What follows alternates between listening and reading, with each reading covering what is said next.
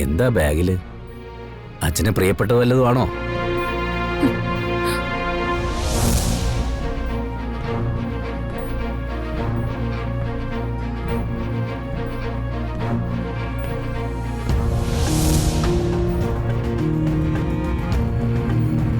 പ്രിയമുള്ളതാണെങ്കിലും അച്ഛനിപ്പോ കാണിക്കണ്ട കേട്ടോ.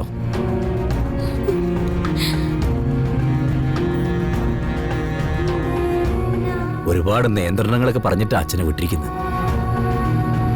മധുരം കഴിക്കലൊക്കെ ഇനി കുറെ കാലം കഴിഞ്ഞിട്ടേ ഉള്ളൂ.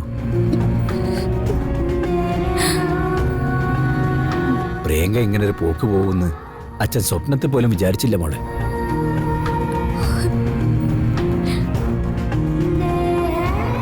അവളൊരു ബഹളക്കാരിയാ. പക്ഷേ ഉള്ളിന്റെ ഉള്ളിൽ അച്ഛനോട് നല്ല സ്നേഹമുണ്ട്. അല്ലെങ്കിൽ ഇപ്പൊ എങ്ങനെ ഒരു പോക്ക് പോവോ?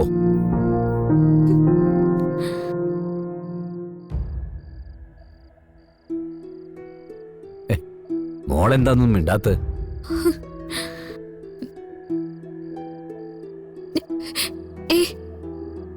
ഒന്നല്ല അച്ഛ. എന്തിനാ മോള് കരയുന്നേ? അവളുടെ കാര്യം ഓർത്തിട്ട്.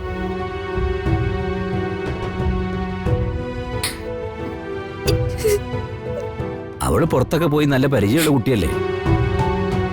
തനിച്ചായാലും അവൾക്ക് കുഴപ്പമൊന്നും ഉണ്ടാവില്ല. അവള് പോയി വന്നോളും. പണ്ടൊരു ദിവസം നിങ്ങൾ രണ്ടുപേരും കൂടി കളിക്കുന്നതിനിടയിൽ എന്തോ ഒരു വഴക്കുണ്ടായി. അത് കഴിഞ്ഞ് കുറച്ച് കഴിഞ്ഞപ്പോ പ്രിയങ്ക മോളെ കാണാതായി. മോക്കതൊക്കെ ഓർമ്മയില്ലേ? നമ്മൾ എത്ര സ്ഥലത്താ അവളെ അന്വേഷിച്ച് നടന്നത്. എല്ലാം കഴിഞ്ഞപ്പോ കണ്ടുപിടിച്ചതോ നമ്മുടെ അമ്പലത്തിലെ തിടപ്പള്ളിയുടെ അകത്തുനിന്ന്. അന്ന് അച്ഛൻ അവളെ കണ്ടുപിടിച്ച് അടിക്കാൻ ഓങ്ങിയപ്പോ അവളെന്താ ചെയ്തതെന്നറിയോ? എന്നെ കെട്ടിപ്പിടിച്ച് രണ്ട് കവിളിലും മാറി മാറി ഓരോ മുത്തം. പിന്നെ അച്ഛൻ എങ്ങനെ തല്ലാൻ പറ്റുക? അവളുടെ ഓരോ കാര്യങ്ങള് ഓർമ്മയില്ലേ മോക്കതൊക്കെ? ഓർമ്മയുണ്ട്. ഞാൻ പോയി കുളിക്കട്ടെ, എന്നിട്ട് അച്ഛനടുത്തേക്ക് വരാം. മോൾ ഒരുപാട് അലഞ്ഞതല്ലേ, നല്ല ക്ഷീണുണ്ട് മുഖത്ത്. പോയി കുളിച്ചിട്ട് വാ.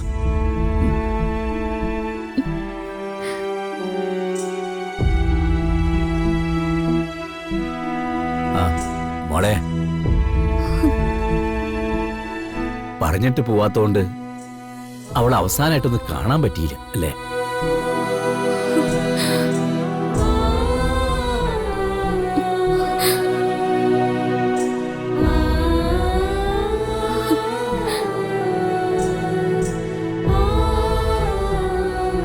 യശോദേ, മോളുടെ ഉള്ളിൽ നല്ല സങ്കടമുണ്ട്.